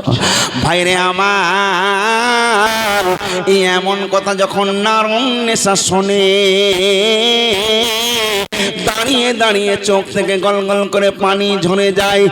ওই নারুন্নেসা সঙ্গে সঙ্গে খাতুনে জান্নাতের কদম তলায় লুটিয়ে পড়ে বলে, মা আপনার দিলে এত দয়া এত মায়া, আপনি জানলেন আপনার স্বামীকে, আপনার আব্বাকে মারার জন্য আমার স্বামী 1 মাস আগে হতে রেডি হয়ে রয়েছে, তা সত্ত্বেও আমার পাশে কেউ আসে না। কিন্তু আপনি ইহুদি বলে ঘৃণা করেননি, আপনি এসে আমার সেবা করে সুস্থ করে তুলেছেন। আর তার বিনিময়ে কিনা আমি আপনার সঙ্গে খারাপ ব্যবহার করেছি। মা গো আপনি আমায় মাফ করে দিন। খাতুনে জান্নাত বলে, ও নারুন্নেসা যাও যাও, আমি মাফ করে দিলাম, কারণ তোমার প্রতি আমার কোনো অভিযোগ নেই, তোমার প্রতি আমার কোনো রাগ নেই। নারুন্নেসা এবং বহু ইহুদি মহিলারা সেইখানে দাঁড়িয়ে রয়েছেন। নারুন্নেসা এবং সবাই বলে, মা গো এত অন্যায় করলাম, এত কষ্ট দিলাম, তারপরেও আপনি হাসি মুখে আমাকে মাফ করলেন কেমন করে? খাতুনে জান্নাত বলেন, এটা আমার ইসলাম আমায় শিক্ষা দিয়েছে, কেউ যদি অন্যায় করে তার নিজের ভুলটা বুঝতে পেরে সে মাফ চায়, সঙ্গে সঙ্গে তুমি মাফ করে দাও। বুঝলেন না? কোনো মানুষ যদি আপনাকে কষ্ট দেয়, দুঃখ দেয়, তারপরে নিজের ভুলটা বুঝতে পারার পর যদি আপনার কাছে সে মাফ চাই, আপনি মাফ করে দিন। আপনি যদি মাফ না করেন আল্লাহ আপনার প্রতি অসন্তুষ্ট হয়ে যায়। আপনি বান্দা হয়ে বান্দার গুনাহ যদি মাফ না করেন, আল্লাহ আপনার গুনাহ কেমন করে মাফ করবে? এই জন্য কেউ যখন ভুল বুঝতে পেরে মাফ চায়, তাকে মাফ দিয়ে দেন। খাতুনে জান্নাত বললেন, যাও যাও, আমি মাফ দিয়ে দিলাম। এবার নারুন্নেসা ইহুদি মহিলারা সবাই বলছে, ফাতেমা, ও ফাতেমা, নবী নন্দিনী জান্নাত রানী ফাতেমা, যদি মাপ দিয়ে থাকেন, যদি ইমন থেকে মাপ দিয়ে থাকেন, তাহলে একবার আমাদের সবাইকে একসাথে দাঁড়িয়ে ইমানের কলমাটা পড়িয়ে দিন। সঙ্গে সঙ্গে ইমানের কলমা, লা ইলাহা ইল্লাল্লাহু মুহাম্মাদুর রাসূলুল্লাহ সাল্লাল্লাহু আলাইহি ওয়াসাল্লাম পড়ে তারা ইমানের সঙ্গে কলমা পড়ে মুসলমান হয়ে গেল। কি বুঝলেন? তাহলে এ থেকে একটা জিনিস আমি বুঝলাম, আমরা বুঝলাম যে আমরা হিন্দু হই, মুসলমান হই, খ্রিস্টান হই, শিখ হই, আমরা যে জাতের, যে গোত্রের, যে ধর্মেরই মানুষ হোক না কেন, মানুষকে মানুষ ভালোবাসতে হবে, তাই না? যদিও বর্তমান এখন জামানাটা একটু অন্যরকম, এখন প্রত্যেকের একটা হিংসি এসে গেছে, তাই না বাপ? একটা সময় ছিল কে হিন্দু কে মুসলমান, এখনো পর্যন্ত আমাদের দেশে, আমাদের বিশেষ করে পশ্চিমবাংলায় হিন্দু মুসলমান বলে কোনো জাত নাই।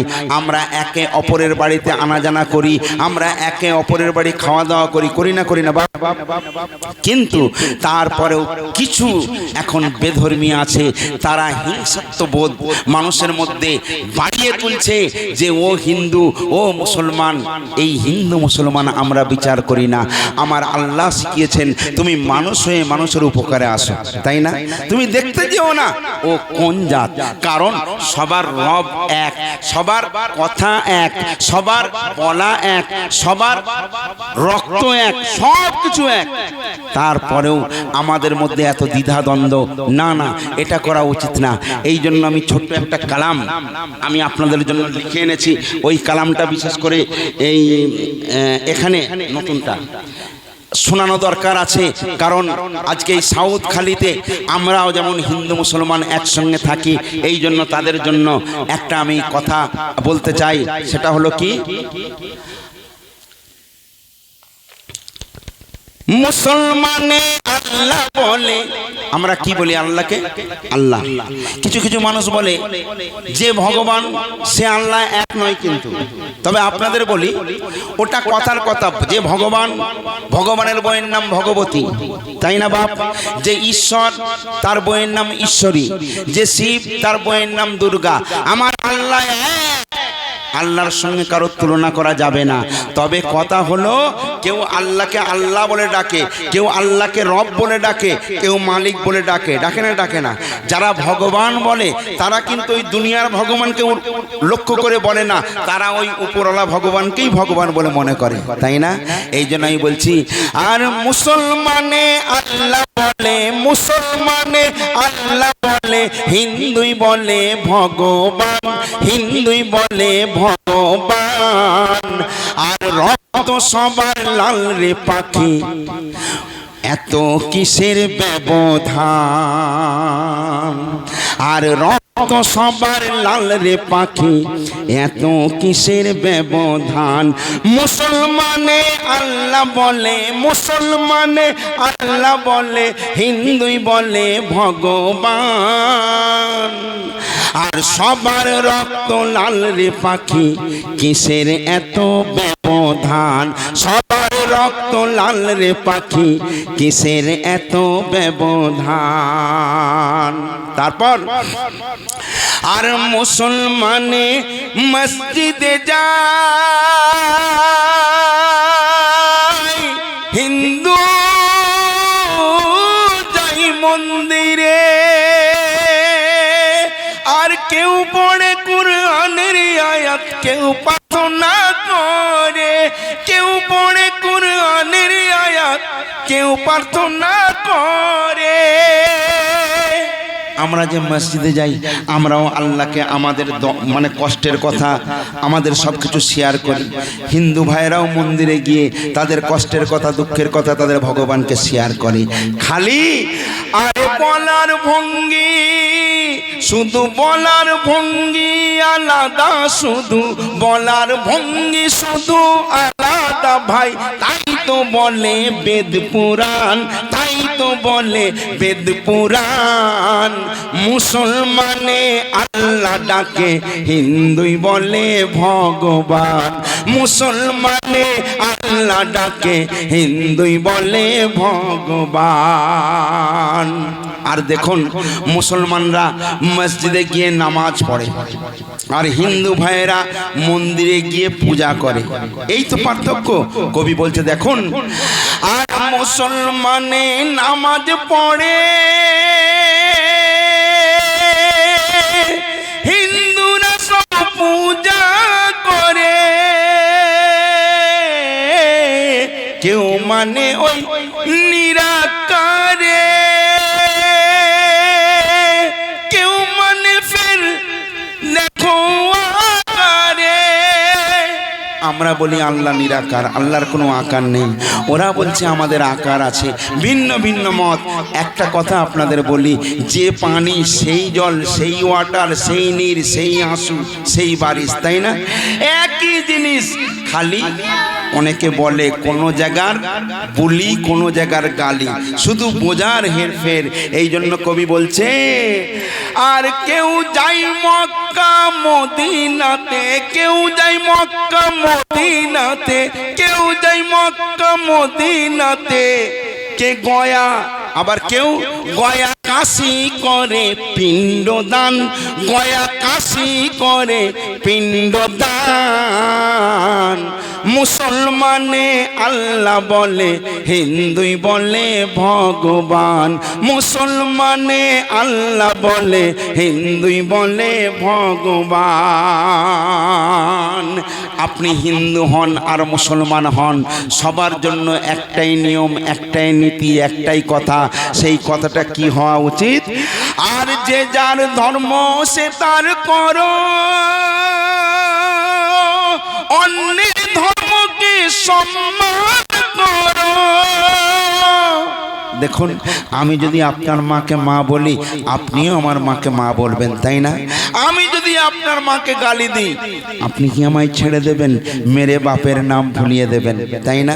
এই জন্য ভালোবাসতে হলে আমি তোমার মাকে মা বলবো, তাহলে খুদ বা খুদ তোমাকে বলার দরকার নেই। অনেক মানুষ বলে জোর করে এই উচ্চারণ করো, এই মন্ত্র উচ্চারণ করো, বলে না। জোর করে কেন বলাবেন ভাই? প্রেম, মোহাব্বত, ধর্মতে শান্তি মেলে, সেটা অন্তর থেকে আসে, ভেতর থেকে আসে। জোর করে প্রেম হয় না। এই জন্য কবি বলছে, আর যে যার ধর্ম সে তার করো, অন্যের ধর্মকে সম্মান করো। জাতের দোহাই দিয়ে কেন ভাইকে ভাই আলাদা করো। ওরে এস এম নজরুল ভালোবাসো, নজরুল বলছে, ওরে এস এম নজরুল ভালোবাসো। এই তো ভেদের মূল প্রমাণ, এই তো ভেদের মূল প্রমাণ। মুসলমানে আল্লাহ বলে, হিন্দুই বলে ভগবান। মুসলমানে আল্লাহ বলে, হিন্দুই বলে ভগবান। রক্ত সবার লাল রে পাখি, রক্ত সবার লাল রে পাখি। কিসের এত ব্যবধান, কিসের এত ব্যবধান। মুসলমানে আল্লাহ বলে, হিন্দুই বলে ভগবান। মুসলমানে আল্লাহ বলে, হিন্দুই বলে ভগবান। ভাইরে আমার, যে যে উপরওয়ালা বলছে না, আমি সেইভাবে সাড়া দেব। তবে ডাকাটা ডাকার মতো যদি হয়, আপনি যাকেই ডাকুন, অন্তর দিয়ে একটা ডাকা আর মুখ থেকে ডাকা, দুটো ডাকার মধ্যে পার্থক্য আছে। কেউ যদি অন্তর থেকে কাউকে ভালোবাসে, সেই ভালোবাসা কোনোদিন তার সঙ্গে গদ্দারি করতে পারে না। আর যদি মুখের ভালোবাসা দিই, সেই ভালোবাসা বেশি দিন লংজিভিটি হয় না, বেশি দিন স্থায়ী হয় না। এই জন্য ভালো যখন বাসবে, ভালোবাসার মতো ভালোবাসতে হবে। তাহলে দেখবে এই ভালোবাসা কোনোদিন আপনার ক্ষতি করতে পারে না। প্রত্যেকটা জিনিস থেকে মানুষকে শিক্ষা নেওয়া উচিত। আজকে আমরা শুধু হাদিস, কোরআন, বেদ, পুরাণ এই সমস্ত নিয়ে মগ্ন থাকলে হবে না। কারণ আপনি জিকির করছেন মসজিদের ভেতরে, কিন্তু দেখা গেল আপনার নিচু দিয়ে সুড়ঙ্গ করা হয়ে গেছে, কোন মুহূর্তে ভেঙেও যেতে পারে। এই জন্য যেখানে যেমন প্রয়োজন হবে সেখানে তেমন আপনাকে কাজ গুছাবার জন্য এগিয়ে যেতে হবে। কোন মানুষের কথা যদি ভালো না লাগে তার কথা নেবার প্রয়োজন নেই। যদি ভালো না লাগে তাহলে মুখের দ্বারাই তার প্রতিবাদ করো। যদি তাও না করতে পারো, মনে মনে তাকে ইনকার করো, মনে মনে তাকে ঘৃণা করো।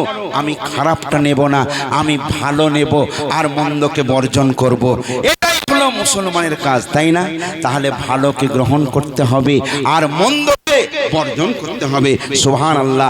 একবার মুহাব্বতের সঙ্গে দরুদ পড়ো। আল্লাহুম্মা সাল্লি আলা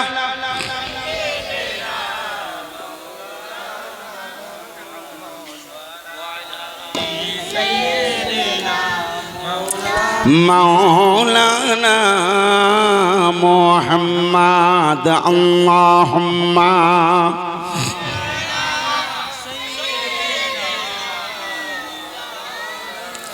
ওয়া আলা আলি সাইয়্যিদিনা।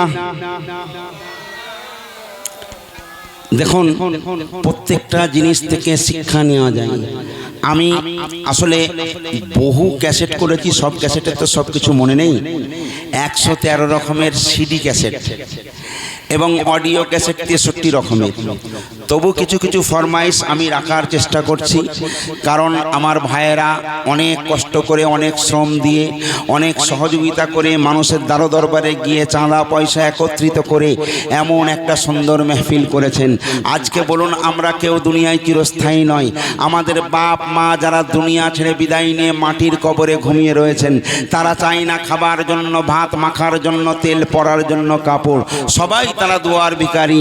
আজকে দুনিয়ার জমিন থেকে তাদের সমস্ত নেক আমল বন্ধ হয়ে গেছে, কিন্তু একটা আমল খোলা আছে, সাদকায়ে জারিয়া। আমরা দান করব এবং আমরা যদি আমাদের মা বাপ, আত্মীয় স্বজন, রিশতেদারের জন্য দোয়া করি, আল্লাহ পাক বলছেন সেই দোয়াটা আমি তাদের দরবারে পৌঁছে দিই। জোরে বলুন সুবহানাল্লাহ। ভাইরে আমার, প্রত্যেকটা জিনিস থেকে আমি বলেছি বারবার শিক্ষা নেওয়া যায়। এই শিক্ষা নিতে গেলে কি করতে হবে? শিক্ষা এমন একটা জিনিস, শিক্ষা হলো জাতির মেরুদণ্ড। যে জাতির মধ্যে শিক্ষা নেই সে জাতির মধ্যে কিছুই নেই। যার মধ্যে শিক্ষা আছে তার মধ্যে সব আছে। একটা লোকে 3টে ছেলে, একটা ছেলেকে ডাক্তার করেছে, একটা ছেলেকে ব্যারিস্টার করেছে, আর একটা ছেলে একদম বোকা বর্বর। বাপ চিন্তা করলো কি করব, মা চিন্তা করলো কি আর করব, চল ওই মক্তবে পাঠিয়ে দিই। ছেলেটাকে মক্তবে পাঠিয়ে দিল, ওখান থেকে মাদ্রাসায় পড়িয়ে ছেলেটাকে হাফেজ করলো। কিন্তু সে হাফেজ হলো গরিব মানুষ ছেলেটা।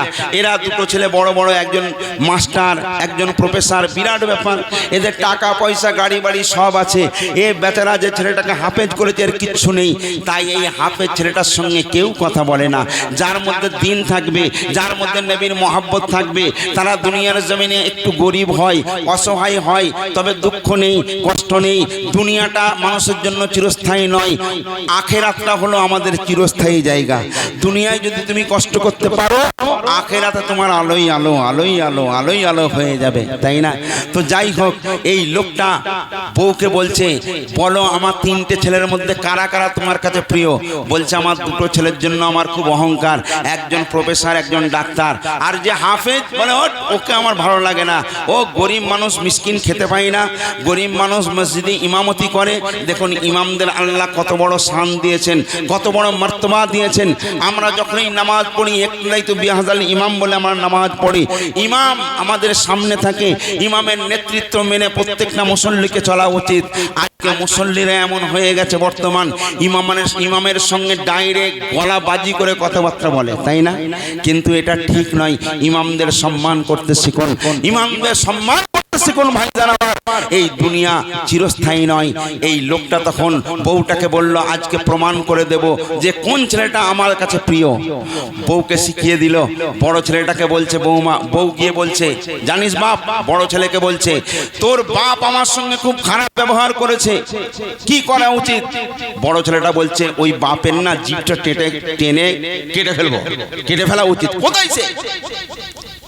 বলল তোর বাপ এখন নেই, আসুক। বাপ কিন্তু উপরে বসে রয়েছে, দেখছে। আবার মেজো ছেলে যখন এলো, মা গিয়ে বলছে মেজো ছেলেকে, জানিস বাপ? বলে কি হয়েছে মা? তোর আব্বা আমাকে মেরেছে। বলছে কি এত বড় স্পর্ধা? শালা বাপ না কসাই তোমাকে মেরেছে? ওই বাপের আমি পুরো টিংড়ি কেটে নেবো। বুঝতে পারছেন না? এইবারে ছোট ছেলেটা এসেছে, ছোট ছেলেটা কাঁদতে মা বলছে, বাপ তোর মা বাপ আমাকে মেরেছে, তুই কিছু বলবি না? তখন ছেলেটা বলছে, মা গো, নিশ্চয়ই তোমার কোনো অন্যায় হয়েছে, নিশ্চয়ই আব্বার সঙ্গে বেয়াদবি করেছো, কারণ আমার আব্বা যেন অতটা খারাপ নয়, কেন তোমাকে মারলো এটা আমি বিশ্বাস করি না। মা বলছে, হ্যাঁ রে বাবা আমাকে মেরেছে। তখন ছেলেটা বলছে, মা গো, কোনো একটা তোমার হয়তো ভুল হয়েছে, তুমি নিজের মনকে জিজ্ঞেস করো, তুমি তোমার ভুলটা পেয়ে যাবে। আব্বার সঙ্গে, সে হলো তোমার স্বামী, তার পায়ের তলায় তোমার জান্নাত, স্বামীর সঙ্গে বেয়াদবি করো না মা, স্বামীর নামে বদনাম দিতে নেই। বাপ সঙ্গে সঙ্গে নেমে এলো, এই ছোট ছেলেকে জাপটে জড়লো, বুকের মধ্যে জড়িয়ে ধরলো, বউকে বলল, এই যে দুটো ছেলে এরা রাখাল তৈরি হয়েছে, এই মাত্র একমাত্র আমার ছেলে যে সঠিক শিক্ষায় শিক্ষিত হতে পেরেছে। আজকে আমাদের বিচার বোধ নেই, মা পেরেক ধরতক্ত আমরা করি না, কোনো কথা শোনার পর তাকে আর বিচার করলাম না, সঙ্গে সঙ্গে আগিয়ে গেলাম। এইটা কিন্তু মুসলমানের কাজ নয়। দেখুন, প্রত্যেকটা জিনিস থেকে শিক্ষা নেওয়া যায়, মাটি থেকে শিক্ষা নেওয়া যায়, হ্যাঁ মাটি থেকেও শিক্ষা নেওয়া যায়। মাটি কথা বলে, আমি গত বছর মনে হয় বলেছিলাম এখানে যে মাটি কি কথা বলে, আমি বলেছিলাম মাটি বলে আমি খাঁটি। এই মাটি, যে মাটিতে আপনি বসে আছেন, এই মাটি থেকে আপনি সৃষ্টি হয়েছেন, আবার এই মাটির জমিনেই আপনি চলে যাবেন। এই মাটি বলছে আমার কোনো কষ্ট নেই, আমাকে চূর্ণ বিচূর্ণ করে, হাল করে আমার মধ্যে ফসল ফলায়, এই ফসল খেয়ে আমরা থাকি, আর এই ফসল আমি মাটি দিই, আমি মানুষের সবসময় উপকার করে থাকি। সেই মাটি মানুষকে বলছে, শিক্ষা দিচ্ছে কি জানেন? আর বলে মাটি আমি খাঁটি সবারই মূলে, কেন? আর মোর বুকে শস্য শ্যামল ফলে, আর মাটির দেহ তোমার মাটি হয়ে যাবে, আর সোনার অঙ্গ তোমার মাটিতে পড়ে রবে। এই মাটি ছেড়ে মহাজন যতই করো আয়োজন, আমি বলছি না, মাটি বলছে, এই মাটি ছেড়ে মহাজন যতই করো আয়োজন, সিমেন্টে বালি আর পাথরে ছেড়ে যেতে হবে সেই কবরে দুনিয়ারে। আচ্ছা বলুন, এই পানি ছাড়া মানুষ বাঁচতে পারবে? আপনার যদি খাবার নাও খাওয়া হয়, এক গ্লাস পানি খেলেও আপনার জানটা শান্তি হয়ে যায়। পানি বলছে আমার কোনো অহংকার নেই, আমি কখনো পানির রহমত, আবার কখনো গজব হয়ে যায়। এই পানি আমাকে ছাড়া মানুষ বাঁচবে না। মানুষ প্রস্রাব পায়খানা থেকে শুরু করে, কাপড় ধোয়া থেকে শুরু করে, কখনো নর্দমায় ফেলছে, কখনো রাস্তায় ফেলছে, যেখানে সেখানে আমায় আটার দিচ্ছে, কিন্তু আমি পানি কোনোদিন অহংকার করি না। কিন্তু মানুষ তোমার এত কিসের অহংকার? তাই পানি বলছে, আর পানি বলে নেই মোর কোনো অহংকার, কেন? আর যে যার ইচ্ছা মতো করে যে ব্যবহার, আমি জানি এই পানি ছাড়া বাঁচে না জীবন কাহার। আর পানি পান করে যান শান্ত হয় সবার, আর পানিতে পাবন্দি করে খুদার বন্দেগি, পানিতে পাবন্দি করে খুদার বন্দেগি। নামাজি নামাজ পড়ে 5 ওয়াক্ত ওই ওযু করে,